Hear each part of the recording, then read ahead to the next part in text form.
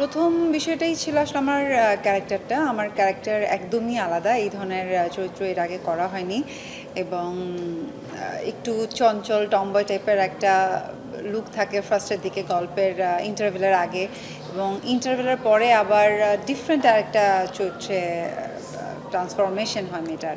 তো সেইটা মানে যখন আমি গল্পটা শুনি ফার্স্ট, তখনই আসলে আমার গল্প অ্যান্ড আমার চরিত্র দেখে মনে হয়েছে যে না, ফাইন, এটা ভালো কিছু হবে।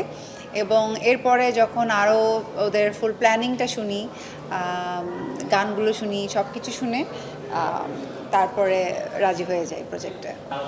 না, এখানে আসলে বন্দুকের যে বিষয়গুলো আছে, ছোটোখাটো যতটুকু ফাইট ছিল, আমি চেষ্টা করেছি যে ওইটা যেন পারফেক্ট হয়। তো ওইটার জন্যই যতটুকু ট্রেন হওয়া, যে না আমি নিজে থেকে আগে থেকে একটু প্র্যাকটিস করে নেই।